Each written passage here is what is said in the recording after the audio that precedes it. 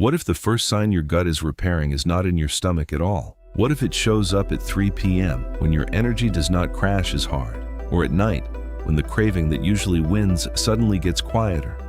Or in the morning, when your mind feels clearer before anything else has changed?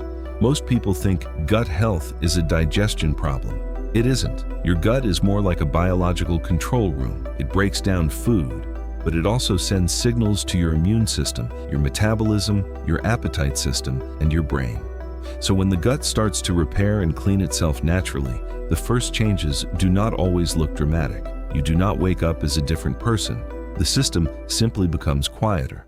Less pressure, less noise, fewer crashes, clearer signals. And that is why the first sign of a healthier gut may not be a supplement working or a detox happening. It may be something much simpler. Your body stops fighting itself after every meal. But to see why that happens, you have to stop thinking of the gut as a tube. Think of it as a city, a living city. Food enters like traffic. Bacteria work like specialized workers. The intestinal lining acts like a city wall. The immune system is the security network. The nervous system is the communication grid. When the city is organized, food moves, nutrients are absorbed, waste is cleared, and signals stay clean. But when the city becomes congested, everything changes.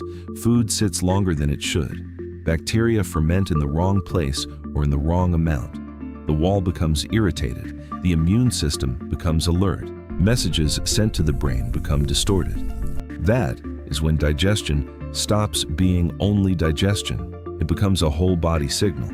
And the first signal is usually the easiest one to feel: less bloating.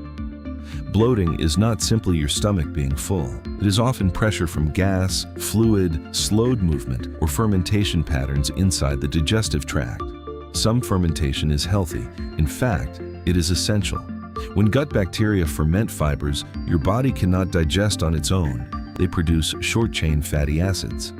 One of the most important is butyrate, a compound that helps feed the cells lining your colon and supports a stronger intestinal barrier. So fermentation is not the enemy. The problem is disorganized fermentation. And this is where most people misunderstand bloating. Imagine a city where the waste processing plants are working, but the traffic system is jammed. Trucks arrive late. Waste piles up in the wrong neighborhood. Pressure builds in places that were never designed to hold it. Inside the gut, something similar can happen when food moves slowly, when certain carbohydrates are poorly absorbed, or when microbial balance shifts. Bacteria produce gases such as hydrogen, methane, and carbon dioxide. For some people, this creates visible distension. For others, it creates tightness, pressure, or a stomach that feels calm in the morning and swollen by evening. But pressure is only one part of the story. The second part happens when you are not eating at all. Between meals, your gut also cleans. One fasting pattern, called the migrating motor complex, creates waves of movement through the stomach and small intestine. It helps clear residue and move the system forward. This is one reason constant grazing can make the system feel more congested. When cleaning waves, microbial balance and barrier function improve. The pressure can drop, not because gas disappears completely, because the city starts moving again. And once the city starts moving, the next signal often changes too. Your energy becomes more stable. Most people describe low energy like a battery problem. They think they need more caffeine, more willpower, or more sleep. Sometimes they do. But energy is not only about how much fuel you eat. It is about how well your body extracts, regulates, and distributes that fuel. And this is where energy stops being just a calorie problem. It becomes a signaling problem. The gut is one of the first places that process begins. When bacteria ferment fiber, they create short-chain fatty acids such as acetate, propionate, and butyrate. These molecules do not behave like ordinary calories. They also act like signals.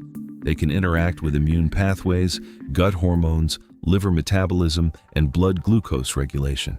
Think of them as messages from the workers in the city. When the workers are well fed, they send signals that help the city run smoothly. When the workers are starved of fiber or the environment becomes inflamed, the signals change. This is where fatigue can begin long before anything looks wrong on the outside. A disrupted gut can activate low-level immune signaling, not enough to feel like the flu, enough to make the body spend energy managing internal noise. It is like trying to work while dozens of small alarms are going off in the background. None of them seem urgent. Together, they drain the system. But there is another reason the afternoon crash can feel so predictable. Blood sugar is part of the picture. Research suggests that the gut microbiome can influence how the body responds to carbohydrates after meals. That means two people can eat similar food and experience very different energy patterns afterward. One person feels steady. Another crashes, not because one person is weak, because the metabolic conversation is different. As the gut environment becomes more balanced, the body may handle food with less friction. Energy does not necessarily become higher, it becomes less dramatic. Fewer spikes, fewer crashes, less of that feeling that your body is constantly asking for emergency fuel. And when the emergency fuel signal becomes quieter, the third change often follows. Cravings become quieter, not gone, quieter. This matters because cravings are usually treated like a character flaw. They are not. Cravings are signals. Sometimes they come from habit, sometimes from emotion, sometimes from sleep loss. But they can also come from the gut-brain appetite system. Before we get to why cravings can feel so urgent, look at what your body is actually trying to do. Your gut and brain are constantly negotiating hunger through nerves, hormones, immune messengers, and microbial metabolites. After a meal, hormones such as GLP-1, PYY, and CCK help signal fullness. Ghrelin moves in the opposite direction. It helps signal hunger. These signals are not just floating randomly through the body. They are part of a communication network that tells the brain whether food is needed, whether energy is available, and whether the body feels safe enough to stop searching. Now imagine that communication network as a radio channel. When the signal is clean, the message is simple. You are hungry, you are full, you need energy, you can stop eating. But when inflammation, unstable blood glucose, poor sleep, stress, and microbial imbalance all enter the channel, the message becomes distorted. And that distortion can feel louder than fullness. That is why someone can finish a meal, feel physically full, and still find themselves searching for something sweet 10 minutes later. The stomach says enough. The signal says, keep looking. When the gut begins to repair, cravings may soften because the internal conversation becomes less chaotic. Fiber helps stretch meals into steadier signals. Short-chain fatty acids interact with appetite pathways. Improved blood glucose control can reduce the emergency feeling that often drives snack seeking. This is not about perfect discipline, it is about signal clarity. A calmer gut can make food feel less like a negotiation, and this is where the story becomes bigger than food. Because the fourth change may begin in the gut, but you feel it in your mind. The mind can feel clearer. This sounds strange only if you still think of the gut as a tube. It is not a tube. It is an information organ. The gut and brain are connected through the vagus nerve, immune signaling, hormones, microbial metabolites, and inflammatory pathways. Scientists call this the gut-brain axis.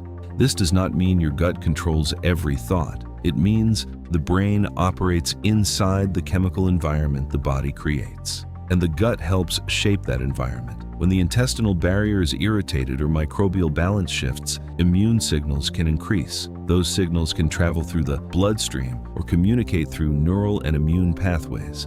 In some people, this may contribute to brain fog, low mood, poor focus, or that heavy feeling where simple thinking feels harder than it should. But the strange part is that brain fog does not always feel biological. It often feels personal. You read the same sentence 3 times. You forget why you entered a room. You wake up tired before the day has even started.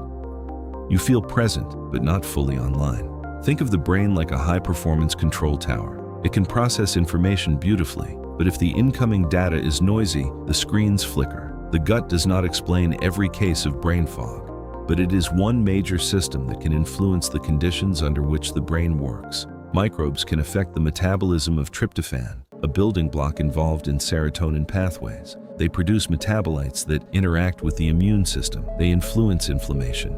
They communicate with the nervous system. No single pathway explains everything. That is the point. The gut is not one switch. It is a network. And when that network becomes calmer, many people do not just feel it in digestion. They feel it as less mental static, a quieter stomach, a steadier afternoon, a less urgent craving, a mind that comes back online.